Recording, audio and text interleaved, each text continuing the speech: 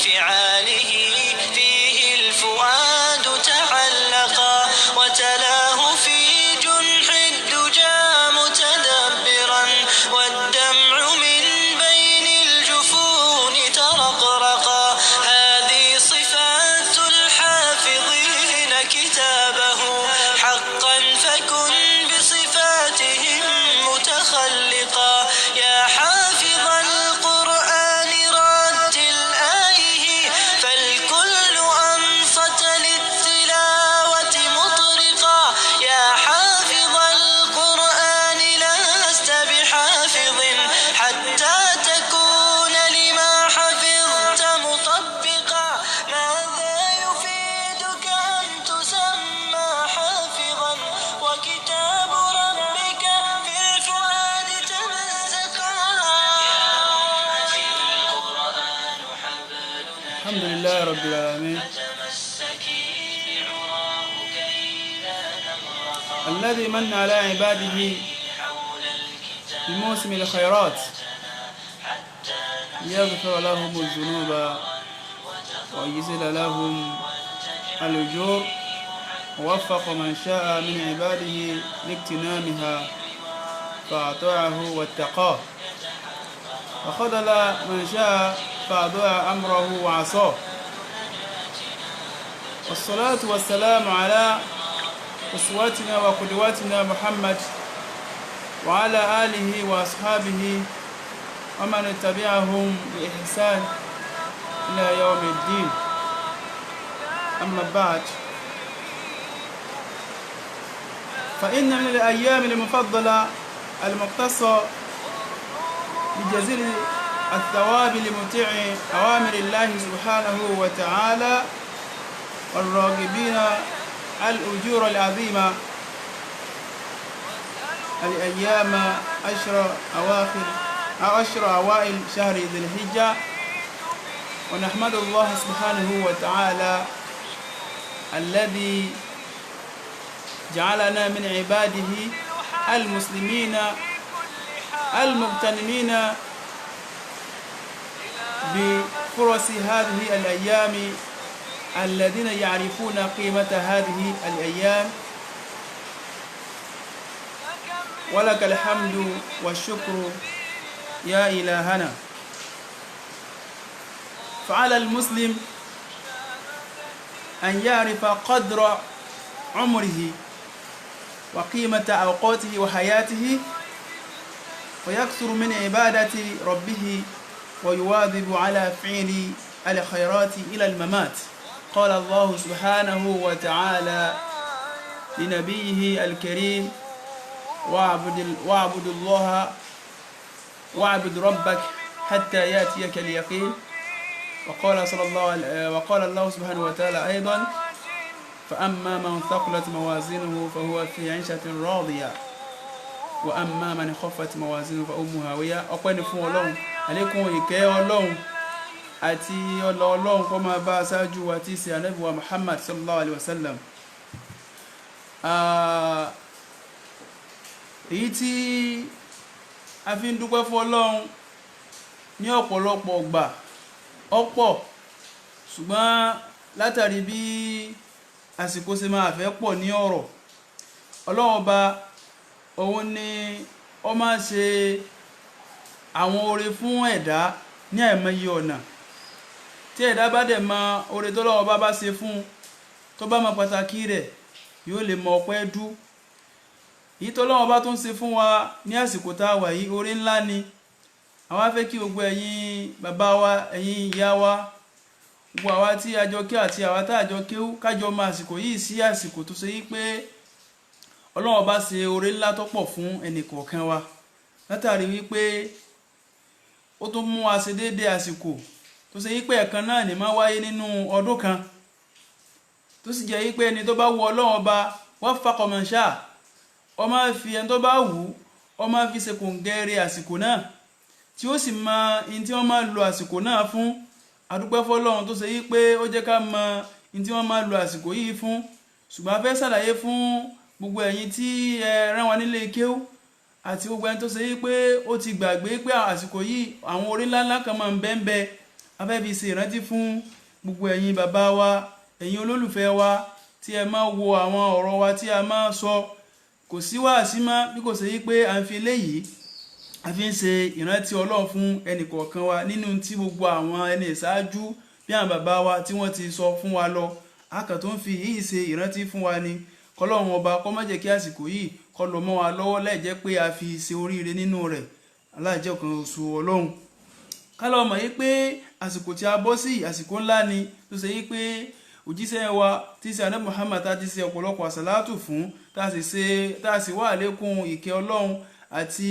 ìyọ́nú rẹ̀ fún àwọn sàhábà náà gẹ́gẹ́ bẹ́ẹ̀ náà ni a sì tún wá àlékún ìkẹ́ fún àwọn olùkọ́ wa àwọn bàbá wa gbogbo àwọn tí wọ́n bí wa gbogbo àwọn tí wọ́n rí wa gbogbo àwọn tí ó ṣe pé wọ́n ti filẹ̀ sí aṣọ bóra kọ́lọ́run kó bá ní ṣe ìkẹ́ rẹ̀ kó bá ní ṣe fún wọn gbogbo àwọn tí wọ́n sì kù ní ayé ní òní ní àwọn tí wọ́n bí wa ní àbá àwọn tí wọ́n kọ́ wa náà Ọlọ́run bá ní mú yín dúró Ọlọ́run jẹ́ kí gbogbo yín mọ́sálẹ̀ jẹ́ kí ẹ gúnlẹ̀ ayọ̀ ẹ̀rín yín má fi sí ọ̀tá ní ẹnu ọ̀làjọ́ kan oṣù Ọlọ́run àsìkò tí a wà yìí ó yẹ kí gbogbo àwa tá a jẹ́ mùsùlùmí ká lọ mọ̀ yí pé ọjọ́ ayé ó ń lọ kò dúró de ẹnìkankan ó ń lọ kò dúró de ẹnìkankan ó ń lọ ẹni tí ọjọ́ àná tílẹ̀ àná bá mọ́ báláyé tó dẹ̀ tó ṣúbà kọ́ máa mọ̀ yí pé -1 lòún wà ọjọ́ kan tó ti dínkù nú ọjọ́ orí òun ẹni tílẹ̀ tòní náà tó ṣúbà kọ́ lọ mọ̀ yí pé ọjọ́ kan tó ti dín nínú ọjọ́ orí òun tí òun wà lò ní ilé ayé tá bá ti wá mọ̀ báyìí a sì máa mọ̀ yí pé tá a bá ti kú òun bẹ̀ tán ní tí a bá gbélé ayé wa ṣe òun náà ni wọ́n ṣe kí ni iná ni wọ́n padà fi san ẹnìkọ̀ọ̀kan wa ní ẹ̀san iṣẹ́ tí ẹnìkọ̀ọ̀kan wa ṣe ká sì lọ mọ̀ yí pé irú ọjọ́ òní yìí ọjọ́ kan ní nínú ayé tó ṣe yí pé kì í sí gbogbo èèyàn náà ní máa bá láyé alhamdulillah tó bá rú àwa yìí ní ayé tó bá ìwọ náà láyé tó bá gbogbo yín náà láyé Ọlọ́run má kánjú pé ẹnìkọ̀ọ̀kan wa wá já gbénú àwọn ọjọ́ ìjẹ́ ká fi soríire rí Ọlọ́run ọba láàjọ kan oṣù Ọlọ́run ọjọ́ tí a wà yìí a rí i pé oṣù ojú ọ̀run òní ní 30 látàrí pé wọn ò rí oṣù ní ọjọ́ àná òní náà ni 30 tí iléyá tó dẹ̀ ti súnmọ́ wa pẹ́kípẹ́kí ṣùgbọ́n àwọn ọjọ́ yìí àwọn ọjọ́ tí a wà nínú rẹ̀ tá à ń wò tá a bẹ̀rẹ̀ ní ọjọ́ ọ̀la yìí a fẹ́ ṣàlàyé àwọn kankan fún wa láàrin bíi ìṣẹ́jú 10 péré ní agbára Ọlọ́run a fẹ́ ṣàlàyé àwọn pàtàkì àwọn ọjọ́ yìí fún wa bí àwọn ọjọ́ yìí ò ṣe ní bọ́ mọ́ wa lọ́wọ́ bí kò ṣe ní lọ lásán lẹ́yìn jẹ́ páàrí fi ṣe nǹkan rẹ̀ ká lọ mọ̀ yí pé ọjọ́ mẹ́wẹ̀ẹ̀wá yìí Ọlọ́run bá gbé ọlá fún gẹ́gẹ́ bó ṣe gbé ọlá fún àwọn òru 10 nínú àwọn òru Ramadan ẹni tó bá sì mọ́ra rẹ̀ ní mùsùlùmí òdodo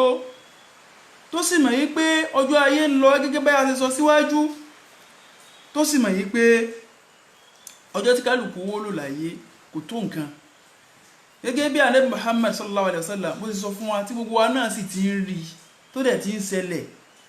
wípé àmàrù ummati bayna 60 wa 70 ẹni tí ó máa kú jù ẹni tó dàgbà pọ̀ nínú àwọn ọmọ ìjọ ọ̀hún náà ni láàrin kí ni o yes 100 ọdún àti 90 ọdún ẹlòmíì lè jù bẹ́ẹ̀ lọ ṣùgbọ́n èyí tí ó wọ́pọ̀ jù láàrin àwọn ọdún yẹn ni ẹ wá jẹ́ káwọn náà fi kún káwọ ọjọ́ orí wa káwọ ibi tá a ti dé káwọ iye rẹ̀ káṣìṣùn ohun tó tún wá ṣẹ́kù níwájú wa èyí tí kálukú wa tá bá dẹ̀ ṣe òun náà lápàdà lọ gbèsè níwájú Ọlọ́run sì sọ fún Ànábì Muhammad sallallahu alaihi wasallam pé wa'budu rabbaka hatta ya'tiyakal yaqin máa sin ọba rẹ̀ títí kí ni ó fi dé títí tí ikú ó fi dé Ọlọ́run sọ fún Ànábì Muhammad bẹ́yẹn ikú ni à ń pè ní yaqin ikú náà ni wọ́n ń pè ní yaqin tẹ́ bá lọ àwọn tafasir tó gbádùn dáadáa ikú ó ní yaqin ṣùgbọ́n tí mo fẹ́ kó yé wa ni wípé Ọlọ́run ọba sọ fún wa yí pé fa amma man thaqulat mawazinuhu fahuwa fi 'ishatin radiyah. Ẹni tí sẹ́ẹ̀rí rẹ̀ tó bá tẹ òṣùwọ̀n oní ó ṣe kí ni o náà ni ó máa wà nínú ìgbésí ayé ìrọ̀rùn, ìgbésí ayé ìyọ́nú Ọlọ́run nínú àlìjẹ́nnà rẹ̀. Tí sẹ́ẹ̀rí rẹ̀ tó bá tẹ̀sùnwọ̀n, ó túmọ̀ sí pé ẹnì kọ̀ọ̀kan wa á máa sáré lọ síbi iṣẹ́ wa maghfiratin min rabbikum, á máa sáré lọ síbi iṣẹ́ rẹ̀ kó lè bá lè jẹ́ pé nígbà tá a bá kúrò láyé tán iṣẹ́ rẹ̀ wa ni ó tẹ̀sùnwọ̀n, kò ní jẹ́ pé iṣẹ́ burú wa ni ó pọ̀ jù wa lọ. Ó túmọ̀ sí pé ọmọ ṣiṣẹ́ rẹ̀ ọ̀pọ̀ wa máa ṣàdúrà, a máa ṣàdúrà iṣẹ́ wọ́n wà tako àdúrà tá à ń ṣe, a máa sọ pé Ọlọ́run jẹ́ kí kú ó kásẹ̀ rí mọ́ wa lọ́wọ́. Jòdákun, ṣé ìwọ tó ń sọ pé kọ́lọ́run jẹ́ kí kú ó kásẹ̀ rí mọ́ ọ lọ́wọ́, ṣíṣẹ́ rí gangan ni ìwọ náà fi gbogbo àsìkò rẹ̀ sí, iṣẹ́ tó ń ṣe náà ni kú ọkọ̀ mọ́bẹ̀ ìjọ kan. Àdúrà ni, ṣùgbọ́n iṣẹ́ tó ń ṣe ó tako àdúrà tó ń ṣe, ìwọ gangan ò lè jádùá rẹ̀ ọgbà. Èyàn máa gbìyànjú, èyàn máa jẹ ẹ̀mí ara rẹ̀ lógún láti ṣiṣẹ́ rí ni. Gbogbo tó bá ti jẹ mọ́ ìfẹ́nú àbí tó bá jẹ mọ́ nǹkan ìgbà ọkàn lọ́rùn, ibẹ̀ ni ọkàn máa fẹ́ lọ. Pé ó yóò mú ọ sórí al-qiyamah, ara rẹ̀ ò ní lọ bẹ̀, torí pé Ànábì Muhammad sallallahu alaihi wasallam ó ní huffiratil jannatu bil makarih. In tí ó mẹ́ni kọ̀ọ̀kan wá wà àlìjẹ́nnà àwọn tọ́kàn wá kọ̀ ni, ṣùgbọ́n ó huffiratin nar bishahawat. In tí ó mú ìyàwó náà ni àwọn tẹ́mì láìkì, àwọn àfẹ́nú. Ọlọ́run kó mọ̀ sí alọ́mọ náà. Ìkejì ayà ẹni pé wa amma man khaffat mawazinuhu fa ummuhu hawiyah. Ẹni tó ṣe yí pé iṣẹ́ ẹbú rẹ̀ lọ tẹ̀sùnwọ̀n, inú náà jahannama ni ó gbẹ̀rúfẹ́ ní bẹ́ntẹ̀. Ṣé wá rí àwọn sẹ́tìmì àti ó ṣe táàfù àlìjẹ́nnà Ọlọ́run, àwọn náfílà lẹ́yìn ìgbà tá bá parí àwọn ọ̀ranyàn tán, àwọn náfílà tá máa yàn. Ǹjẹ́ sì ń pè náfílà kìí ṣe ìrun ọ̀pá méjì nìkan tó máa kí lẹ́yìn àìlá, kìí ṣe ìrun ọ̀pá méjì tó máa kí lẹ́yìn mágíríbì nìkan, kódà kìí ṣe ìrun ọ̀pá mẹ́ta tó máa kí lẹ́yìn ìṣáì, ẹni tí wá máa kí mẹ́ta. In tí ń jẹ́ náfílà ó náà ní tí ẹ bá ti ṣe ọ̀ranyàn tó ṣe pé tó bá ti ń ṣe àsìkò rẹ̀ níwájú Ọlọ́run. Àsìkò tá wá wà yìí torí àkókò wa, àsìkò tá wà yìí ọjọ́ 10 tó ṣe yí pé àbíká sọ wípé tí Iléyá bá ti kù ọjọ́ 10, ìyẹn ni a ń pè ní ọjọ́ 10 alákọ̀ọ́kọ́ nínú oṣù hajj, tó ṣe yí pé rú àsìkò yìí Ọlọ́run bá ní ṣẹ́ aburú tí ń káàkiri yìí bá ní dádúró báyìí o. Ọ̀pọ̀lọpọ̀ wa làbá ti wà Mákà, ọ̀pọ̀lọpọ̀ àwọn èèyàn wa bóyá Ọlọ́run wọn, èmi àti rẹ náà Ọlọ́run lè kà wá mọ́ wọn, ṣùgbọ́n tọdún yìí ó ti lọ. Tẹ̀mí tí ń bọ̀ Ọlọ́run á kèmí àti ẹmọ́ wọn ò mọ́sálẹ̀ sí rọrùn fún wa ọlájọ́ kan oṣù Ọlọ́run. Ìtẹ́nìkọ̀ọ̀kan wá ti ṣe Ọlọ́run má jẹ́ kó bàjẹ́. Ànábì Muhammad sọ fún wa káyè ti bọ̀ sínú hadith Ànábì Muhammad sallallahu alaihi wasallam, hadith tí Ibn Abbas tó gbà wá. Ó ń jẹ́ kó yé ọ yí pé inú àwọn ọlá tí ń bẹ nínú àwọn ọjọ́ yìí, àwọn ọjọ́ 10 alákọ̀ọ́kọ́ nínú oṣù Dhul-Hijjah, oṣù kejì lóṣù ojú ọ̀run, láti ọjọ́ tí Iléyá bá ti kù ọjọ́ 10, àwọn àǹfààní kan bẹ́ẹ̀bẹ̀ fún wa, àwọn ire kan bẹ́ẹ̀bẹ̀ tá lè sáré sí káàfi kọ́lọ́mọ́ sáré yóò yẹ sáré gàrẹ̀ tó bá lo àwọn àsìkò náà síbi tọ́lọ́run tó lò sí di ìranù tó jẹ́ kó bọ́mọ́ lọ́wọ́. Gẹ́gẹ́ bí ó ṣe ṣàìsùn ní òru 10 ìkẹyìn Ramadan, kó fi ọ̀sán rẹ̀ náà kó fi ṣe wàhálà, kó fi ṣe gbìyànjú fọ́lọ́run, torí pé bọ́lọ́run bá ṣe gbé ọlá fún àwọn òru yìí ló tún á gbọ́lá fún ọ̀sán. Ìwọ tó ṣe yípo lè ṣàìsùn, ọ̀sán rẹ̀ wá fi ṣiṣẹ́ fọ́lọ́run, wá fi kóra rẹ̀ ń fọ́, wá fi kọ́ba rẹ̀ ń fa. Ànábì Muhammad sallallahu alaihi wasallam ó sọ fún wa wípé ma min ayyamin al-amalu salihu fihinna ahabbu ila Allahi minhu fi hadhihi al-ayyami al-ashr. Ànábì jẹ́ kó yé wa wípé kò sí inú gbogbo ọjọ́ tí ń bẹ nílé ayé nínú ọdún kan, kò sí ọ̀sán tó ṣe yí pé a lè ṣe dáadáa nínú àwọn ọ̀sán tó ṣe yí pé yóò wà lé dáadáa tó bá ṣe nínú ọjọ́ 10 àkọ́kọ́ tí a bẹ̀rẹ̀ ní ọ̀la yìí kò síṣẹ́ tó lè ṣe ní gbogbo àwọn ọjọ́ yòókù tó lè lé bá èyí tó tún lè lé bá òun náà nínú òru 10 ìkẹyìn Ramadan kìí sì sọ̀sán tiẹ̀ ṣùgbọ́n eléyìí ọ̀sán ni gbogbo àwọn oríṣiríṣi iṣẹ́ eré tó ọmọ sínú Ramadan tó bẹ̀rẹ̀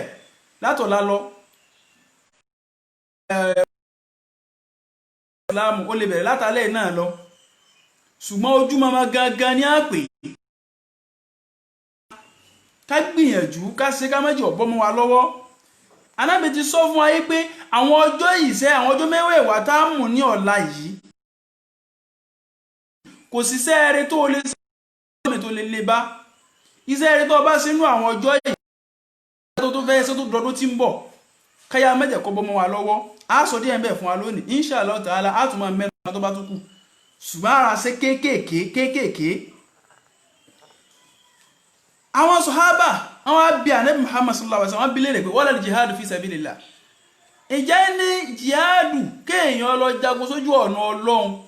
gẹ́gẹ́ báwa sọ̀hábà bá a sì máa bá rẹ̀ Muhammad sallallahu alaihi wasallam bá a sì máa bọ́ lọ sójú ogun gbogbo àwọn tí wọ́n ti kó ojú ogun tá a sì mọ̀ yé pé ẹ̀yìn bá ti lè kó ojú ogun báyìí àlìjẹ́nà Ọlọ́run bá ní lọ ẹ̀wù iṣẹ́ náà bó sì lágbára tó tí wọ́n bá lójú ogun yá ní ìsìn gbogbo náà lẹ̀rú ọmọ bà ẹ̀wù ẹ̀ rí pé ojú ogun lílọ iṣẹ́ ńlá kan ni tó ṣe yí pé tí ẹ̀ bá ní kó wọn ọkọ̀ rí bẹ́ẹ̀ ẹ̀rú ọmọ bà ní pé sí dé tí mo ti ráyè mọ́ ní báyìí sí lè mi yí ó ti di tí ní wọbẹ̀ mọ́ náà ní báyìí sí yàrá mi ó ti di tí ní wọbẹ̀ mọ́ bó ṣe wá lágbára tó Ọlọ́run wá kó ẹ̀san ńlá náà tí ṣùgbọ́n tó ń ti bẹ́ẹ̀ náà Ànábì ọ̀yọ́ jihad yìí lẹ̀ ó ní pé sẹ́ẹ̀rí tó rí kó o ṣe tí ó bá ti jẹ́ pé inú àwọn ọjọ́ 10 ìwá yìí ló ṣe kò ní lọ́lá tó tuntun máa yẹ pé téèyàn bá lọ jagun nú àwọn ọjọ́ yìí náà ó tún lọ́lá pọ̀ tó bá sì jẹ́ yí pé iṣẹ́ rẹ̀ mìíràn la bá ṣe ó lóore ju kó tún lọ jagun lọ ó lóore ju kó lọ jagun nú àwọn ọjọ́ míì lọ àwọn sọ̀rọ̀ bá wá béèrè pé ṣé kò sí ká lọ ja iṣẹ́ rẹ̀ tá a bá ṣe iṣẹ́ rẹ̀ tá a bá ṣe nínú àwọn ọjọ́ yìí náà tá a bá gbé sẹ́gbẹ́ kan tá a gbé sórí òṣùwọ̀n tá a tún wá gbé kéèyàn lọ jagun sójú ọ̀nà Ọlọ́run tá a gbó náà sórí òṣùwọ̀n èwo ni wọ́n sùnwọ̀n Ànábì sallallahu alaihi wasallam ó ní pé kéèyàn ṣiṣẹ́ rẹ̀ kékeré kan nínú àwọn ọjọ́ yìí tún lóore ju kéèyàn lọ ó lóore ju kéèyàn ṣe kí ni ó lóore ju kéèyàn lọ sójú ogun nínú àwọn ọjọ́ mi lọ ṣùgbọ́n Ànábì wa padà yan ó ṣe àwọn àlàyé kan ó ní ipò wala jihadu fi sabilillah illa rajulun ẹnìkankan ò lè gbárù ládá tí èèyàn gbà kódà kó ṣe yípo ọkànra fún èèyàn náírà 5 péré 5 náírà tó kéré jù tí wọ́n tà ná lásìkò yìí nílùú Nàìjíríà 1 riyal tí wọ́n ná nílùú Saudi káfíwéra wọn báwọn wala jihadu fi sabilillah illa rajulun iṣẹ́ eré tí èèyàn bá ṣe lásìkò yìí iṣẹ́ eré tá a bá ṣe tó ṣe yí pé ó kéré ọmọ bí iná agún kó tó di pé èèyàn ó lè gbẹ̀san rẹ̀ ní àwọn ọjọ́ míì tọ́jọ́ 10 ìbá ti lọ irúfẹ́ ẹni bẹ́ẹ̀ illa rajulun kharaja bi nafsi tó jáde ó kó bá kharaja bi nafsi ó mú ẹ̀mí ara rẹ̀ gangan ó fọlọ́ntì ara rẹ̀ ọkọ̀ orí sójú ogun Ọlọ́run kìí ṣe ogun ètí ìtayé o ká má dákọ̀ ogun kankan ọkọ̀ orí sójú ogun ìgbà ọkọ̀ orí ojú ogun jihad fi sabilillah ní ogun àníṣẹ́ la ilaha illallah òun náà ni ó máa ṣe kíni òun náà ni ó máa lékè kò sọ́bá kan kò sẹ́ni kankan lẹ́yìn Ọlọ́run ibẹ̀ lòun ó kù sí tòun ó ti fi gbogbo ẹ̀mí ara rẹ̀ lẹ̀ ẹni yìí ó fẹ́ gbalada ṣe rere kan nínú téèyàn bá ṣe nínú oṣù ni ó fẹ́ gba ẹyọ kan péré ó ti fẹ̀mí ara rẹ̀ lẹ̀ kódà wà máàlì yìí ó tún jáde pẹ̀lú gbogbo dúkìá tó ní gbogbo owó gbogbo mọ́tò gbogbo nǹkan rìnṣẹ̀ ló kó bọ́ta gbogbo dúkìá tó ní ó kọrí ojú ogun kí ni wá ọjọ́ 10 yìí ti bọ́ ọmọ lọ́wọ́ ó wá fẹ́ gbalada ọfẹ́ gbarú ládá tí a ṣe kí ni ó tá gbà nínú àwọn ọjọ́ 10 yìí wala yarji min zalika bi shay àtẹ̀mí rẹ̀ ó àti dúkìá rẹ̀ àti gbogbo ọmọ rẹ̀ tó kó lọ àti ìyàwó àti gbogbo fámìlì kò wá mú nǹkan kan bọ̀ ó tán sójú ogun. Ìgbà lè yóò tó gba ládàá pé èèyàn náà fi lọ́pàá méjì lọ́sàn-án ọjọ́ yìí. Ìgbà lè yóò tó gba ládàá pé èèyàn fi múrí kan tọrẹ. Ìgbà lè yóò tó gba ládàá pé èèyàn fún èèyàn ló ń jẹ nínú àsìkò tá a wà yìí. Kí gbogbo wa ká wọ dúró ládàá tí ń bẹnu àwọn ọjọ́ yìí. O lè lójú ogun mọ́ lásìkò yìí ṣùgbọ́n ọ̀nà shortcut tó fi lè gba ìmọ̀ye ládàá wájú Ọlọ́run rẹ̀. Fàámà mọ̀ sákúrẹ́tì mọ̀ wá sínú fọwọ́ àfẹ́jẹ́ tí rọ́bíà. Ẹn tó sùn wọn sẹ́ rẹ̀ bá wọn sùn wọn tí sẹ́ rẹ̀ bá wọn sùn wọn jọ àlùkìyámà. Ó ní ó wà ní ìṣẹ̀mí ìyọ̀nú jọ àlùkìyámà. Ó yẹ kéèyàn àti ẹ ká sáré tètè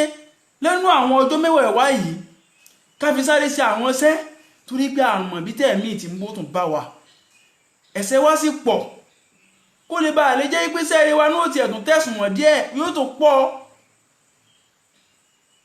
Ló fi jẹ́ pé àwọn ọjọ́ yìí a fẹ́ sáré ṣàlàyé díẹ̀ fún wa láti lè kọ́ lọ́wọ́ bá wa ń fà tọ́jọ́ mẹ́wàá ìbátan ti lọ ó tún dọdún mi. Tó bá lọ mọ́ wa lọ́wọ́ ó tún dẹ̀ mi. Oríṣiríṣi àdíìsì náà ló wáyé lórí àwọn láti ń bẹ lórí àwọn ọjọ́ yìí. Ṣùgbọ́n a rọra fi tó lórí ìyẹn látàrí àsìkò wa. Àti ọkọ̀ mọ ọlá tí ń bẹ fún àwọn ọjọ́ yìí. Ànábì Muhammad sallallahu alaihi wasallam ó jẹ́ kó yà wípé àwọn ọjọ́ mẹ́wàá yìí tí ó bẹ̀rẹ̀ ní ọjọ́ ọ̀la Wednesday. Àwọn ọjọ́ mẹ́wàá yìí tí ó parí síjọ́ ọdún iléyá. Àwọn ọjọ́ yìí iṣẹ́ rere kan tó bá ṣe nínú àwọn ọjọ́ náà o lè rí ẹ̀san rú rẹ̀ gbà tó bá ṣe irú iṣẹ́ náà ní àwọn ọjọ́ mi. Àyàfi irúfẹ́ tó bá ṣe kí ni o tó mú ẹ̀mí ara rẹ̀ tó kọrí ojú ogun gbogbo lè rọgbọ dúkìá rẹ̀ ogun torí kó ní ó wá kó gbogbo rẹ̀ ó kó kọrí ojú ogun kò wá bọ̀ ó tán sójú ogun ọ̀hún pẹ̀lú gbogbo àwọn dúkìá rẹ̀ lóòótọ́ gba ládàá ẹyọ kan nínú àwọn iṣẹ́ rẹ̀ tó bá ṣe nírú àsìkò yìí. Èèyàn bá wọn. Ṣé wá rí àsìkò yìí bó ṣe lọ́lá tó àwọn nǹkan kan yóò máa jẹ́ kó yé wa láti máa mọ̀ yí pé àsìkò yìí náà mọ̀ tiẹ̀ ní ọlá lóòótọ́. Kí ni ó jẹ́ ká mọ̀ ní pé tá bá lọ wo ọ̀rọ̀ Ọlọ́run tá bá lọ wo nínú Al-Qur'anul Azim Ọlọ́run ọba gangan fúnra rẹ̀ ó búra pẹ̀lú àwọn ọjọ́ kan àwọn ọjọ́ mẹ́wàá kan nínú Al-Qur'an táwọn àfáà onítafsir àwọn àfáà àgbà onítafsir tí wọ́n yìí sọ yí pé àwọn ọjọ́ mẹ́wàá ìbẹ̀rẹ̀ Dhul-Hijjah yìí òun náà ní kíni o òun náà ní àwọn ọjọ́ tọ́lọ́run ọba fi ń búra. Ọlọ́run ọba sì rí kìí búra lórí nǹkan kan àfi bó ṣe yí pé nǹkan òun ṣe kíní nǹkan òun ṣe pàtàkì. Gẹ́gẹ́ bó ṣe jẹ́ yí pé àwọn ọmọ ènìyàn àwọn tí Ọlọ́run bá dá àwòrán búra pẹ̀lú nǹkan kan àyàfi ká búra pẹ̀lú tani pẹ̀lú Ọlọ́run. Ànábì Muhammad sallallahu alaihi wasallam ó ní pé man kana halifan falyahlif billah. Ẹni tó bá ṣe kíní o ẹ bá fẹ́ búra nù yín kó yá búra pẹ̀lú tani kó búra pẹ̀lú Ọlọ́run. aw liyasmut tó bá ti lè búra pẹ̀lú Ọlọ́run kíni kó fi ṣe kíní kó yá dákẹ́. Gbogbo ọ̀dọ́ máa sọ pé ìyá mi mo fi ìyá mi búra mo fi ẹsẹ̀ mẹ́fà tí ń wọ̀sùn mo fi búra mo fi bàtà búra mo fògùn búra. Gbogbo àwọn tó ń wí di ṣíríkù ni gbogbo àwọn tí ọ̀dà iná ló ṣe kí ló ń wí. Ọlọ́run ọba wa nìkan ló lè fi gbogbo tó bá wù búra. Ṣùgbọ́n àwọn tí wa ọba wa nìkan la gbọ́dọ̀ fi búra. Ọlọ́run ọba gbogbo àwọn tó bá fi búra náà ká mọ̀ yí pé àwọn nǹkan ọ̀hún ṣe kí ni ó jẹ́ nǹkan tó ṣe pàtàkì ni. Ọlọ́run ọba sọ nínú Al-Qur'an pé wal fajr Ọlọ́run ní òun fi àfẹ̀mọ́jú òun fi búra wa layalin ashir òun sì fi àwọn ọjọ́ mélòó búra o àwọn ọjọ́ mẹ́wàá búra táwọn àfáà onítafsir tí wọ́n sì gbà yé pé àwọn ọjọ́ mẹ́wàá ìbẹ̀rẹ̀ ṣáàrù Dhul-Hijjah àwọn oṣù hajj láti ọjọ́ tí hajj bá ti tí ọjọ́ iléyá bá ti kù ọjọ́ mẹ́wàá títí di ọjọ́ iléyá àwọn ọjọ́ mẹ́wàá yẹn iná ni Ọlọ́run ọba wa fi ń búra gẹ́gẹ́ bí Ibn Abbas bó ṣe sọ àti Ibn Zubair kódà Mujahid kódà àwọn oríṣiríṣi àwọn mufassirun àwọn náà ni wọ́n sọ wípé àwọn ọjọ́ mẹ́wàá yìí òun náà ni. So nítorí náà a mọ̀ pé àwọn ọjọ́ mẹ́wàá yìí ọjọ́ kan tó ṣe kíni tó ní ìtumọ̀ dáadáa níwájú Ọlọ́run ọba ni. Bákan náà nínú àwọn tá a fi mọ̀ pé ọjọ́ yìí ọjọ́ tó ṣe pàtàkì ni tí ó yẹ kí iṣẹ́ rere wa tí ó yẹ kó ṣe kíni tí ó yẹ ká jẹ́ ká oríṣiríṣi iṣẹ́ rere tá a mọ̀ kàn wájú Ọlọ́run tá a mọ̀ gbaládá mẹ́ lọ́yìn níwájú Ọlọ́run tí ó yẹ ká jẹ́ kí àwọn iṣẹ́ náà kọ́ bọ́ mọ́ wa lọ́wọ́. Inú rẹ̀ Ànábì Muhammad sallallahu alaihi wasallam òun gangan ó jẹ́rìí wípé àwọn ọjọ́ yìí inú àwọn ọjọ́ tó ṣe yí pé ọlọ́lá nú ayé ni. Àníṣẹ́ tá a bá lọ wọnú òru Ramadan òru mẹ́wàá ìkànnì àmì yìí pé Ọlọ́run Ọba ó fi àwọn ọlá oríṣiríṣi ibẹ̀ gẹ́gẹ́ bó ṣe jẹ́ yìí pé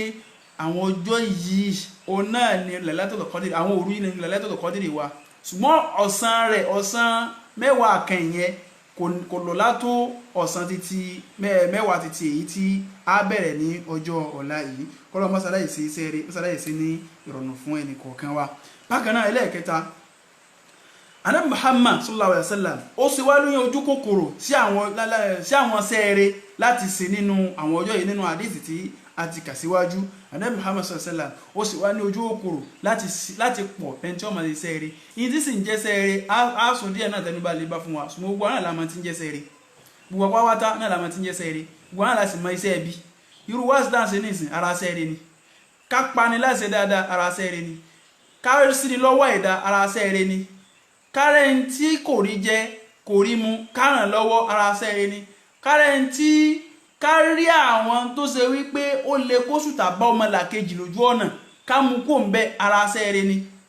kárẹ̀ rìn sí rẹ ni ká tújú ká sí rẹ ni ara sẹ́ẹ̀rẹ̀ ni ká bo rẹ ni lọ́wọ́ ara sẹ́ẹ̀rẹ̀ ni ká kírun ọ̀ràn yẹn tẹ̀ká tó yan náfìlà ara sẹ́ẹ̀rẹ̀ ni ká sì dáadáa sí mọ̀lẹ́bí ara sẹ́ẹ̀rẹ̀ ni mélòó la fẹ́ kànú sẹ́ẹ̀rẹ̀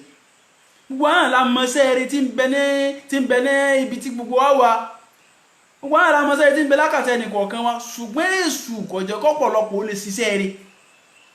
èṣù ti di ọ̀pọ̀lọpọ̀ mú ẹlòmíì gan bí bá ti ń ṣe àwọn tó fi láì mìíràn ṣẹ̀tọ́ ní rọ̀jí mi gan òun gangan ṣẹ̀tọ́ ló ń gan wọ́n tó sọ pé lànà tó lẹ́ aláṣẹ ìtọ́ ní bá ti sọ pé àṣẹ̀tọ́ Iblis lànà tó lẹ́ àlẹ́ ìwọ gan èpè tó ń ṣe fún ṣẹ̀tọ́ ìwọ gangan ní ọ̀kọ́ mú gbà mí lórí iṣẹ́ ẹbú tí ń bẹ ní ọwọ́ ọ̀pọ̀lọpọ̀ ṣùgbọ́n ìjà fọ̀sìkò ìká fi túbá lọ síwájú Ọlọ́run kódà ká tó túbá nú ẹ̀ṣẹ̀ inú ara sẹ́ẹ̀rẹ́ ni ká pẹ́ tó bá dàgbà jù ni lọ ká pẹ́ lé inú ara sẹ́ẹ̀rẹ́ ni ká sì dáadáa sọmọdé inú ara sẹ́ẹ̀rẹ́ ni ká sì dáadáa sóbi ẹni inú ara sẹ́ẹ̀rẹ́ ni sí dáadáa síyàwó rẹ inú ara sẹ́ẹ̀rẹ́ ni àwọn ọmọ ọ̀dọ̀ rẹ sí dáadáa sí wọn inú ara sẹ́ẹ̀rẹ́ ni mẹ́bàá tó màlàkè jẹ́ inú ara sẹ́ẹ̀rẹ́ ni aládùúgbò ẹ jẹ́ kó gbádùn rẹ inú ara sẹ́ẹ̀rẹ́ mélòó la fẹ́ kànú inú sẹ́ẹ̀rẹ́. Ànábì sallallahu alaihi wasallam ó sì wá lójú òkòrò sáwọn oríṣiríṣi sẹ́ẹ̀rẹ́ a sì padà mẹ́nu bá àwọn díẹ̀díẹ̀ náà inshallah ta'ala inú àwọn táàfi máa mọ́ láti ń bẹ́nu àwọn ọjọ́ yìí anna fiha yawmu Arafa wa yawmu nahar ọ ń bẹ́nu àwọn ọjọ́ yìí ọjọ́ àràfà ń bẹ́nu àwọn ọjọ́ mẹ́wàá yìí ọjọ́ mẹ́wàá yìí ò lè tán dáàfi síkí dáàfi sàràfà ọjọ́ kẹsàn-án àwọn ọjọ́ ìlàsìkí náà ni wọ́n gun àràfà la máa gun àràfà kódà ọjọ́ náà inú àwọn ọjọ́ yìí náà la máa pẹran ìjọ iléyà ní kálukú pẹran nígbà bá ti fárí tán wọ́n bá ti sọ̀kò tán owó yóò kò ló sí ọ̀kọ́ sọ ni.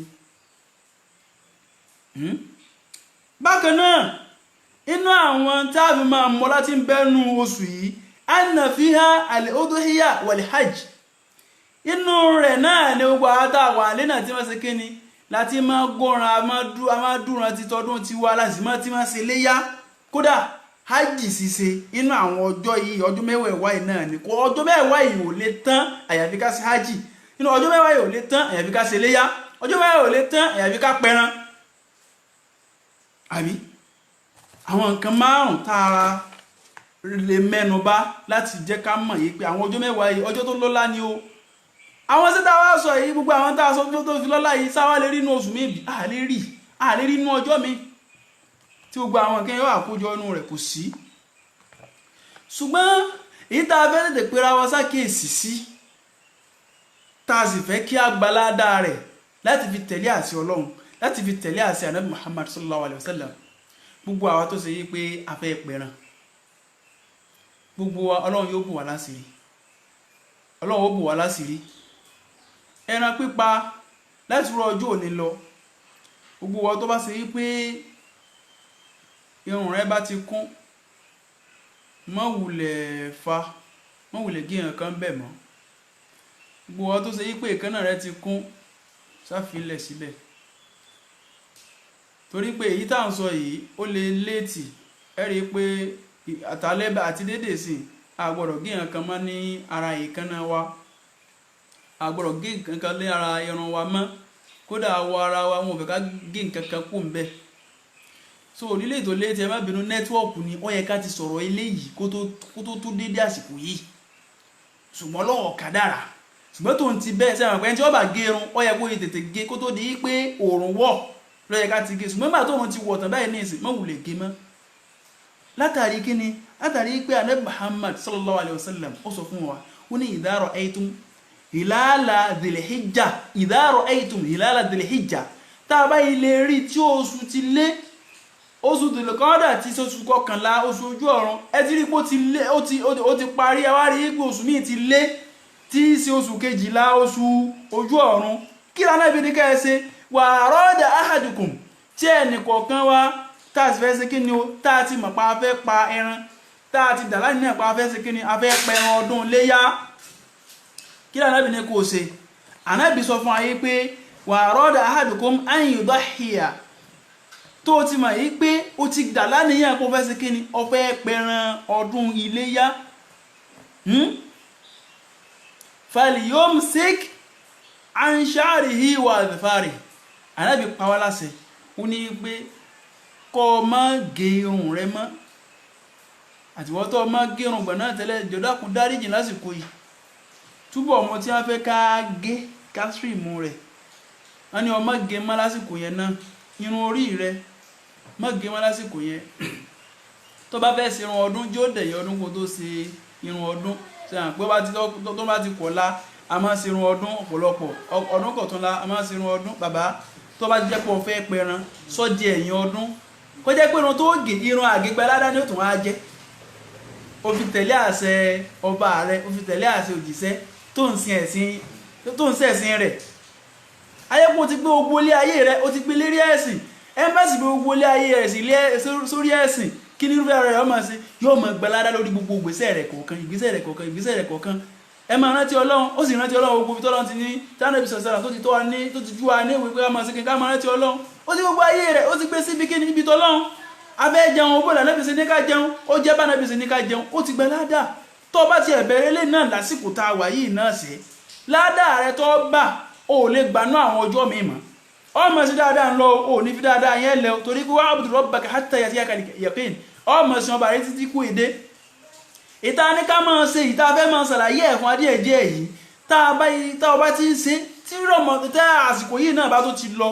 ó tún ṣe kí ni ó tún máa ṣe tí wọ́n bá fẹ́ ọmọ ṣe kéde pé wọ́n àrọ́ pé ọfẹ́ máa sọ lójoojúmọ́ là ń wí iṣẹ́ eré tó ṣe yí pé wọn ò fi sí dandan àsìkò kan bóyá bí ká máa ṣe ìrántí Ọlọ́run tá a padà sọ àwọn kan fún wa ìmí ìfẹ́ pàṣípò kan ló yẹ kó o ṣe ìmí ìfẹ́ pé ọ̀gbọ̀rọ̀ sí lásìkò míì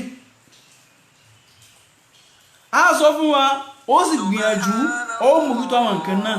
tó dákun jẹ̀mọ́ ẹ̀yin ọmọ ẹ̀yà mi gbogbo tó bá ṣe ìwọ lọ́gbà ládàá rẹ bí èèyàn kan bá ṣàbúrú sí ọ má fa burú dá padà tó bá fa burú dá padà òun ó gbẹ̀sẹ̀ yóò gba ẹ̀san iṣẹ́ burú tó ṣe wájú Ọlọ́run ìwọ náà tó fa burú dá padà ìwọ náà ó gbẹ̀san aburú tiẹ̀ náà ẹni tí bá ń ṣàbúrú sí ọjọ́ wọn máa ṣe tiẹ̀ ìwọ tó fẹ́ máa ṣe ìwọ náà tó ṣe é pé wọ́n ṣàbúrú sí má fa burú ṣàbúrú tó bá fa burú ṣàbúrú wọ́n lọ́ gbẹ̀san rẹ̀ ó gbẹ̀san aburú tiẹ̀ torí pé kàn ṣàbúrú sí ọ ni wọ́n ló dùn kó ṣe sí ọ o ní ó jìyà aburú tó ṣe kí n tó ṣe sí ọ kálukú wa ká tó kan wá sí kátà níyàn wá sí èyí tá Ànábì Muhammad sallallahu alaihi wasallam tó sọ fún àníyàn pé tó bá ti mọ̀ pọ́ pẹran falyumsik an sha'rihi wa adfarihi gbogbo ohun tí bá ń jẹ́ ìkánná rẹ wọ́n ní ọmọ gímọ́ Ànábì Muhammad sallallahu alaihi wasallam òun ló sọ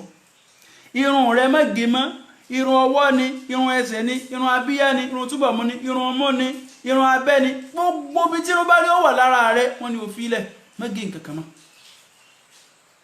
kódà èékánná ọwọ́ àti ẹsẹ̀ má gé mọ́ ẹlòmíì sì lè náà gé èékánná náà tẹ́lẹ̀ àtọwọ́ àtẹsẹ̀ gbogbo ẹ̀ ní wọ́n àgùn báyìí ẹlòmíì tí wọ́n bá ti ìpìlẹ̀ ẹranko gan ó yẹ kó gangan ti kọ́kọ́ mọ̀ pé ẹranko lòun torí pé ẹranko ni ò lọ́wọ́ tí ègé èékánná ni ò ní bíléèdì ni ò sí bíléèdì tí wọ́n ò sí bíléèdì fún mo tó bá ti ń dé èékánná sí ó ti mọ̀ pé ẹranko ni ìwé ẹranko ló ń wù á tún rán àbá náà tó ní ó tún dé èékánná ogun báyìí ẹranko ní má dé èékánná sí ibi tí wọ́n ti ju ẹranko ń ti ẹnu ṣùgbọ́n àsìkò yìí wọn ò sọ púpọ̀ tó dé èékánná sí o ó yẹ kó o ti gé té èékánná rẹ bá kún ó yẹ kó o ti gé láti òní kílì ò tó sú ni ṣùgbọ́n gbà tó o ti gé yẹn fi sẹ̀sìn kó fílẹ̀ fọjọ́ mẹ́wàá yìí tó bá ti dẹ̀yìn ọjọ́ mẹ́wàá kó ṣe kí ní kọ́ padà gé dànù kó padà sí kíni kó padà gé dànù ṣùgbọ́n mo ti yẹn náà bọ́nu wá sí pé èèyàn èyí dá èékánná sí mùsùlùmí èdè èékánná sí torí pé ó wà nú àwọn àdámẹ́ẹ̀sìn wa wípé kéèyàn ṣe kíni kéèyàn máa gé èékánná rẹ̀ ibẹ̀ ká fẹ́ lọ lórí ṣùgbọ́n mo sáré kìyẹn bọ̀ kéèyàn máa ṣe kíni kéèyàn máa gé èékánná rẹ̀ tó bá yẹ mùsùlùmí ní ọ́ tó sì mẹ̀sìn rẹ̀ tó mójútu rẹ̀ ò ní máa dé èékánná sí. Ànábì sallallahu alaihi wasallam ó ní kó má mú ọ̀kan kúrò lára arun rẹ̀ kó sì má mú ọ̀kan kúrò lára èékánná rẹ̀. Hadith mi wá gbé pé fàlá yamassa min sha'rihi wa basharatihi shay'a kó má mú ọ̀kan kúrò níbi kíni o níbi irun rẹ̀ kódà wa basharatihi àti tó bá jẹ mọ́ bí awọ gbogbo awọ ara rẹ̀ náà ni ó dá sí lásìkò òun fílẹ̀ kó fi ṣẹ̀sìn ẹnu tó wá sí lásán ẹ̀sìn kan ló tó fi ṣe látàrí ipò fẹ́ pẹran ìdàníyàn pọ̀ pẹran ọlọ́mọ́sálẹ̀ ìbẹ̀nì kọ̀ọ̀kan wá láṣìírí kò sì gbà lẹ́sìn fún wa ìyẹn jẹ́ nǹkan àkọ́kọ́ tá a lè kọ́kọ́ pè sí àkíyèsí rẹ̀ wípé ká ṣe kí ni o ká gbìyànjú láti mójútó láti òní yìí lọ. èyí tó wá ṣe àwọn sẹ́ẹ̀rẹ́ tá a fẹ́ ká mójútó àsìkò ẹ̀rí pé àsìkò ní tá a fẹ́ bára wa sọ ìfẹ́ kí ọ̀pọ̀ tó báyìí ṣùgbọ́n eléyìí náà ṣe pàtàkì ká sáré sọ ní alẹ́ yìí ká lè bá a lè sáré tètè síbi iṣẹ́ rẹ̀ náà torí kó ṣeéṣe kò sí pálẹ̀ náà ní kálukú owó tètè lọ wá tá a fi ṣe ọ̀la lè pẹ̀jù ló jẹ́ ká fẹ́ sáré sọ ẹ bá bínú pa àgbà yẹn lásìkò tìǹtìǹ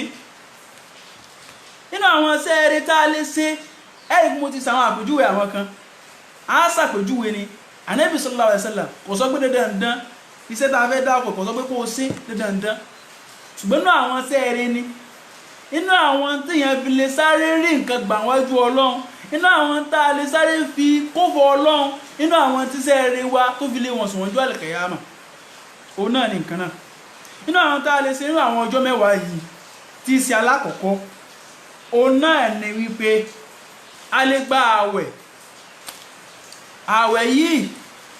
ọmọ sáré wá sí alẹ́ nu pé a gba àwẹ̀ mẹ́wàá kọ́ àwẹ̀ mélòó ni àwẹ̀ mẹ́sàn-án àwẹ̀ mẹ́sàn-án iná ni a ṣe kíni náà ni wọ́n ní ká gbà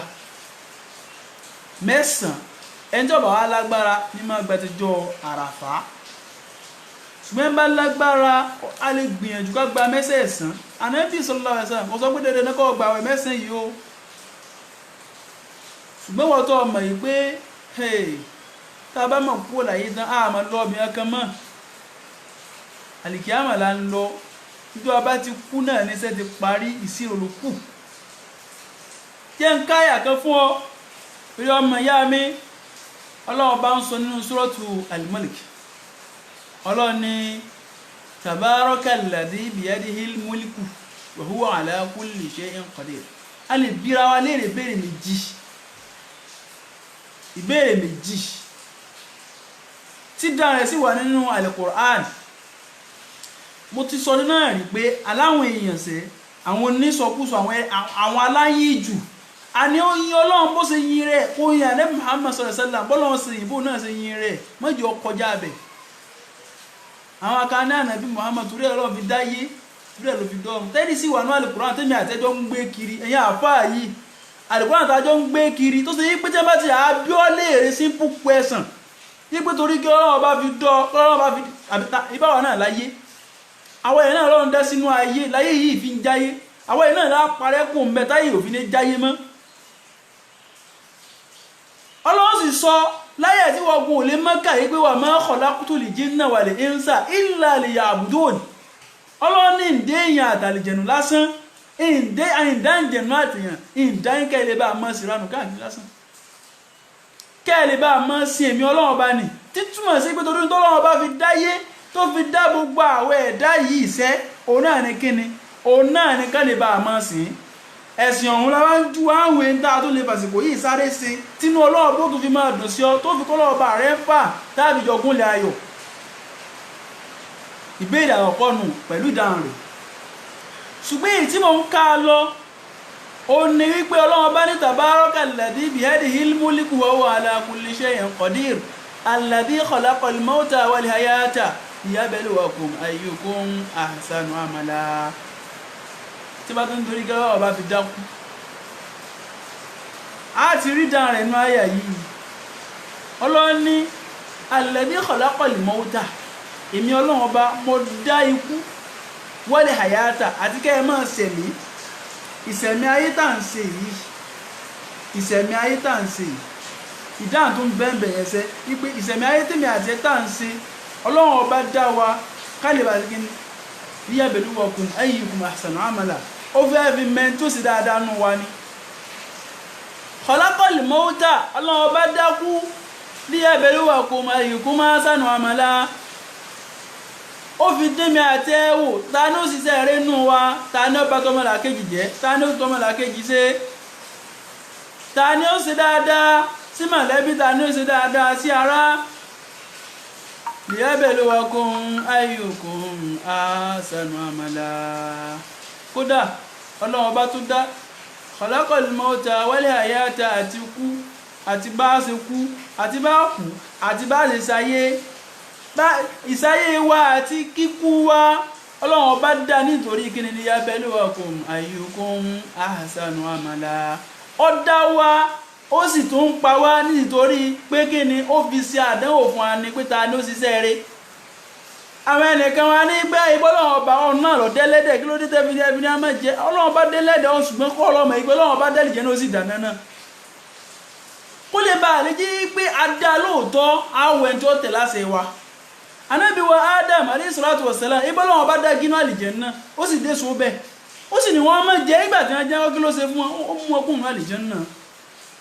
nítorí wọn bá ti ní ká mọ̀ sí kásìkiri ká jìnà sí ọlọ́run ọba dá nǹkan kìí ṣe evidence ní gbọ́ wá ní pọ̀ mọ̀ sí kìí ṣe evidence o torí pé ilé méjì náà ní mẹ́ta bá kú láyé iṣẹ́ méjì ní bẹ láyé iṣẹ́ rẹ̀ àti iṣẹ́ burú ẹ bá iṣẹ́ rẹ̀ yọ wà lè jẹ́ nà ọlọ́run kọ́lọ́n jẹ́ àjọ wọ̀ pẹ̀lú ìyọnu rẹ̀ ẹ má dẹ̀ ṣiṣẹ́ burú yọ̀wọ̀ kẹ́ni yọ̀ wọnú ọlọ́run ṣé wá rí ibi tá a ti lọ òun náà ní iṣẹ́ rẹ̀ tá a lè ṣe nínú àwọn ọjọ́ yìí aláwọ̀kọ́ ní pé àṣìyámù ká mójútó àwẹ̀ gbígbà nínú àwọn ọjọ́ mẹ́sàn-án yìí ọjọ́ mẹ́sàn-án ká fi ọjọ́ ẹlẹ́ẹ̀kẹwàá ká fi sọdún ká mójútó àwẹ̀ gbígbà ṣe rí àwẹ̀ ta ní ká gbà yìí ṣe ó lè rí kánàbí sallallahu alaihi wasallam kó sọ fún ọyẹ́ pé kó lọ gbà àwẹ̀ ṣùgbọ́n àwẹ̀ yìí nínú àwọn sẹ́ẹ̀rẹ̀ tí èèyàn máa ṣe torí pé ọlọ́run ọba ó fún Ànábì Muhammad sallallahu alaihi wasallam ó fún ní jawami'ul kalimi àwọn ọ̀tọ̀ sí pé tí a bá sọ ẹyọ kan báyìí a sì máa wá túmọ̀ rẹ̀ a máa tú a sì oríṣiríṣi tí a ń bẹ iṣẹ́ rẹ̀ lásán tó dákọ tó ṣe yípo sí wá lójú òkòrò rẹ̀ gbogbo sẹ́ẹ̀rẹ̀ ló ti kónú bá gbogbo sẹ́ẹ̀rẹ̀ tó bá lè ṣe ní kó máa ṣe àbí iṣẹ́ rẹ̀ míì ń bẹ́ẹ̀ pé ó gbajúmọ̀ l'Amẹ́ríkà ó lè má gbajúmọ̀ bí àwọn tẹ́wà l'Amẹ́ríkà wọ́n mójútó iṣẹ́ rẹ̀ bẹ́ẹ̀ pé ní ààyè ní Nàìjíríà ó gbajúmọ̀ ó gbọ́ àwọn táwọn Nàìjíríà kí wọ́n ṣe kíni kí wọ́n mójútó míì ń bẹ ní Saudi ìmí ń bẹ ní Kútọnù Côte d'Ivoire Benin gbogbo àyíká yìí tí gbogbo wa bá wà ó gbọ́ àwọn oríṣiríṣi iṣẹ́ rẹ̀ tí bá ń bẹ́ẹ̀ ní a máa ṣe máa yẹn náà fílà ara sẹ́ẹ̀rẹ́ nì sáti yọ àwọn àsìkò tí ẹni àmọ́ yẹn náà fílà kọ́ bá ti yọ ọ́lẹ̀ ọ̀bá ń jì látàrọ́ tó rùn bá ti ràn kọ́ máa yẹn náà fílà kọ́ máa yẹn títà ilé tó tí ó táyé lómi fẹ́ẹ̀ tó àbí nínú àwọn sẹ́ẹ̀rẹ́ tá a gbọ́dọ̀ mójútó nìyẹn ṣùgbọ́n aláwọ̀ kọ́ nínú àwọn sẹ́ẹ̀rẹ́ tó ṣe yí pé a lè ṣe wá lójú òkòrò rẹ̀ òun náà ni ààwẹ̀ gbígbà torí kíni Ànábì Muhammad sallallahu alaihi wasallam ó ní kullu amali ibn Adam gbogbo ṣẹ́ tí ọmọ Ànábì Adam bá ń ṣe lahu òun ló ní illa sawm àwẹ̀ tó ń gbà sọ́wọ́n púpọ̀ náà lọ ń gbà ṣùgbọ́n wọn kò ní fa innahu li nínú àdísí kúdísí ni o ọlọ́run ní fa innahu li àwẹ̀ tó ń gbà èmi ọlọ́run ọba ni mo ní kìí ṣe ìwọ ló ní wa ana ajizi bihi èmi náà ní sì sún lẹ́san àwẹ̀ tó ń gbà títún wọn rí pé àmọye ládátá àgbà ń bí àwẹ̀ tá ń gbà inú rẹ̀ ni pé wọ́n mú ajìnà síná tẹfẹ́tẹfẹ́tẹfẹ́tẹfẹ́ tánà ọ̀fẹ́ jìnà síná nínú àwọn ọjọ́ yìí náà ni ó fi wọ́nà bí ní ó ṣe jìnà sí ọkọ ọmọ gbà àwẹ̀ kan tá a bá sì gbà nú àwọn ọjọ́ yìí ò lè rí ládàá rẹ̀ nú àwọn ọjọ́ mi tó kù nú ọjọ́ ayé gẹ́gẹ́ bó ṣe wà nú àdìs dájọ́ ó kà fún wa. ìkànnù àwọn sàhábà tí í ṣe Abu Umama ọlọ́ba ànábì Muhammad sallallahu alayhi wa sallam ó ní bí mo sọ pé qultu ya Rasulallah ìrí òjíṣẹ́ ọlọ́run dullani ala amalin adkhulu bihi aljanna kọ́ mi níṣẹ́ kan dùn mi ní ìwé iṣẹ́ tó ṣe yí pé adkhulu bihi ń wọ aljanna pẹ̀lú iṣẹ́ yìí iṣẹ́ tó ṣe yí pé tí n bá ti ń ṣiṣẹ́ torí ayé ọ̀tàn bó ti bó ní ìsìrí aljanna wọ̀ ìròyìn sí ọlọ́run dùn mi ní ìwé iṣẹ́ tó ṣe yí pé tí n bá ti ń ṣe ń wọ aljanna ọlọ́run kí lóò Ànábì Muhammad sọ fún Ànábì Muhammad ó sọ fún Abu Umama sallallahu alaihi wasallam wa radiyallahu anhi sahabati ajma'in. Ànábì Muhammad sọ fún Abu Umama pé alayka bis-sawm lọ mójútó àwẹ̀ àfẹ́lẹ́ náà sí gbogbo aná lójú òkúrò ká lọ mójútó àwẹ̀ ká lọ mọ́ gbà àwẹ̀ dáadáa láwọn ọjọ́ mẹ́sàn-án yìí tá a ṣe ọdún ní ọjọ́ kẹwàá rẹ̀ ká mójútó àwẹ̀ tó bá tún lọ náà ká mọ́ gbà àwẹ̀ Saturday àwẹ̀ Monday àti Thursday ó wà ńlẹ̀ àwẹ̀ ọjọ́ mi náà táyé pé o lè dà níyàn pé mo fẹ́ súnmọ́ lọ́wọ́ ọba lẹ́nì pẹ̀lú àwẹ̀ àyámúlẹ̀ bíìdì 30 40 15 àbí ká máa gbà àwẹ̀ mẹ́ta nínú oṣù kan gbogbo àwọn eléyìí náà àwọn sẹ́tẹ̀ yẹn fi mọ́ súnmọ́ lọ́wọ́ ọba ni. Ànábì sallallahu alaihi wasallam ó sọ fún Abu Umama yìí pé alayka bis-sawm lọ mójútó àwẹ̀ kọ́ máa ṣe kí ni kọ́ máa gbà àwẹ̀ fa innahu la mithla lahu torí pé àwẹ̀ ta ní ọmọ àgbà kò sí ń tà lè fi jọ́ o àwẹ̀ gbígbà ó ṣe pàtàkì púpọ̀ náà ayé wa. Ànábì Muhammad sallallahu alaihi wasallam ó tún sọ fún wa nínú àwọn ọ̀rọ̀ rẹ̀ tó fi ń ṣe ní àti lójú òkòrò àwọn aṣẹ́ tó ṣe yí pé ó lè má jẹ́ sí ọ̀ranyàn ṣùgbọ́n bí ó ṣe jẹ́ sí ọ̀ranyàn tó lọ́mọ epo tó fi ń gbapò wájú Ọlọ́run. Ànábì sallallahu alaihi wasallam wọ́n ní pé wà má yazalu abidi ẹrú mi ò ní yẹ kò ní gbòlẹ́ tó ṣe yí pé yataqarrabu ilayya tí ó mọ̀ súnmọ́ mi Ọlọ́run pẹ̀lú àwọn kíni bí nawafil pẹ̀lú àwọn aṣẹ́ tẹ̀sí pé mi mo ní dandan kó ṣe ẹ̀tọ́ ní iṣẹ́ yẹn kì í sí ọ̀ranyàn ni kó ṣe ṣùgbọ́n tó bá ṣe ọba ṣe rí àmú torí pé ẹ̀mọ iye àwọn èèyàn ló ṣe wípé tí ọba ṣe rí àmú ní wọ́n fi súnmọ́ Ọlọ́run ń tọ́ bá fẹ́ fi súnmọ́ Ọlọ́run ọ lọ wo tí ẹni tó mẹ́sìn wá tó mú wá iná ló fi súnmọ́ Ọlọ́run ń tí ẹni tí ó mú ẹ̀sìn wá tí ọba ti mú wá a ò kì í fi sin Ọlọ́run o ń tẹ́ tó mẹ́sìn wá ọba ti mú wá tó bá ti fi sin Ọlọ́run yẹn ni à ń pè ní àdálẹ̀ kádàlẹ̀ ẹnu ẹ̀sìn tó bá ti fi lé sí àdálẹ̀ kádàlẹ̀ ọ̀nà àánú ni tó bẹ́ẹ̀ lọ sí tí ó sì tó sì wọ́n náà tó ti lọ kó sínú ọ̀nà àánú lẹ́yìn àánú rẹ̀ inú náà lọ. ọ̀rọ̀ Ànábì Muhammad ní kí sọ̀rọ̀ ẹni kankan. Ànábì Muhammad sallallahu alaihi wasallam ó ní kí wa ma yazalu abdi yataqarrabu ilayya bin nawafil hatta uhibba ẹrú mi ò kì í súnmọ́ èmi Ọlọ́run kì í súnmọ́ mi pẹ̀lú àwọn iṣẹ́ àṣegbọrẹ iṣẹ́ tẹ́ pè ní iṣẹ́ àṣegbọrẹ ní iṣẹ́ tí ìbá ti ṣe ọ̀ranyàn àwẹ̀ Ramadan ọ̀ranyàn ni kó wá gbààwẹ̀ mi lẹ́yìn Ramadan iṣẹ́ àṣegbọrẹ ni ìrun wákàtí 5 ọ̀ranyàn ni kó yẹn náfílà tí ìṣọ̀ranyàn iṣẹ́ àṣegbọrẹ ni àti bẹ́ẹ̀ lọ. owó rẹ tó fi ṣètọrẹ àánú kì í ṣọ̀ranyàn fún ọ ṣùgbọ́n tó ṣe yẹn ó tún ti fi súnmọ́ Ọlọ́run ọba rẹ lórí náfílà ni à ń pè. Ànábì wa ní pé Ọlọ́run ní ẹrú òun ò kì í súnmọ́ òun pẹ̀lú àwọn kíni o pẹ̀lú àwọn tí èso ọ̀rọ̀ yẹn tó ń wò sí lọ́rọ̀ yẹn fún wọn hatta uhibba ẹ̀san tí wọ́n ń ṣe ní ipò wọn sì kíni títí wọn ò fi nífẹ̀ẹ́ wọn títí wọn sí pé àwọn sẹ́ẹ̀rẹ̀ tí èèyàn bá ti sọ̀rọ̀ yẹn lóòótọ́ tí èèyàn bá ti ń ṣe èèyàn á máa ṣe tọ́lọ́ wọn ò fi nífẹ̀ẹ́ èèyàn gbogbo àwọn tó ń jẹ́ wàlíyù Ọlọ́run nígbà táwọn náà bá sọ̀rọ̀ yẹn tán tí wọ́n tún ń ṣe àwọn ìtẹ̀lé tọ́lọ́run tí wọn ò yá Ọlọ́run tí wọn ò tẹ̀lé ṣẹ̀tánì ìyẹn náà fi ń jẹ́ ni Ọlọ́run àìmọye ọ̀pọ̀lọpọ̀ èèyàn ní ń ròyìn pé ẹni Ọlọ́run lòun tó ṣe pé kì í ṣe ni Ọlọ́run ìwọ náà lọ wo kọ̀rọ̀ rẹ kẹ́nìkọ̀ kan ká lọ wo kọ̀rọ̀ wa ká lọ wo táà fi kọ̀rọ̀ wa ṣe tó yẹ pé àfi ń tẹ̀lé tó Ọlọ́run ni àfi ń ṣe súnà ní Muhammad sallallahu alaihi wasallam àfi ń ṣe ni ajẹ́ pé ni Ọlọ́run ìwọ náà mo bá ti jẹ́ pé nǹkan míì ló fi ń ṣe in tí òrẹ́rì rẹ̀ ló fi ń ṣe kíni ló fi ń ṣe ẹ̀sìn èyí tó ọ̀rẹ́ rẹ̀ ajá pé aládàálẹ̀ kádàálẹ̀ ní ọ̀nà ẹ̀sìn àwọn ẹsẹ̀ ìta bá fẹ́ sínú àwọn ọjọ́ yìí náà ká lọ wá ẹ̀rí rẹ̀ nínú tí Ànábì Muhammad sallallahu alaihi wasallam tó ti jú wa níwèé rẹ̀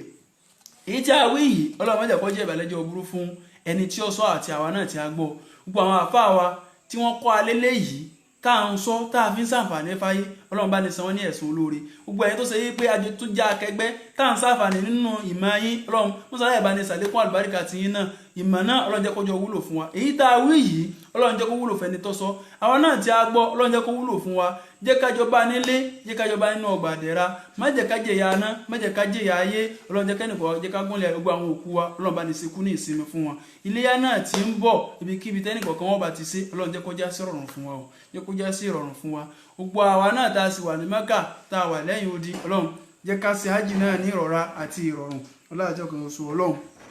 abẹ́yìn olórí wa Ọlọ́run máa bá ní kọyín máa ṣe o máa bá ní kọyín máa ṣe máa bá ní kọyín máa ṣe gbogbo ẹja máa ṣàdúrà fún wọn ẹ̀yin tẹ́ ẹjọ́ lórí wa náà ẹ máa ṣàdúrà fáwa náà Ọlọ́run máa bá ní kọyín máa ṣe kò ní jẹ́ ẹ̀ṣẹ̀ adarí kò ní jẹ́ kípò náà kó jẹ́ ipò ìbànújẹ́ fún yín láyé àtàlẹ̀kẹ́yàmọ̀ Ọlọ́run ibi tẹ́ àṣẹ tẹ́ pa tí ó di ọ̀ràn sí yín lọ́rùn jọ́ àlẹ̀kẹ́yàmọ̀ Ọlọ́run ò ní jẹ́ kẹ́ lè pa ẹjọ́ dákun iléyè tí ń bọ̀ yìí Ọlọ́run mọ́sálẹ̀ jẹ́ ká ṣe ní ìrọ̀rà àti ìrọ̀rùn báwa ṣe ṣe Ọlọ́run á kọ́ àmọ́ ṣe coronavirus Ọlọ́run bá ní gbà kúrò bá ní lé kúrò ẹjá kírun ọdún eléyìí Ọlọ́run mọ́sálẹ̀ jẹ́ kó rọrùn fẹ́ ní ọ̀kankan wa subhanaka Allahumma bihamdika ashhadu an la ilaha illa anta astaghfiruka wa atubu ilaik subhana rabbika rabbil izzati amma yasifun wa salamun ala al-mursalin walhamdulillahi rabbil alamin ìtọ́tù kọ́ àtúmọ̀ abára padà insha Allah ta'ala.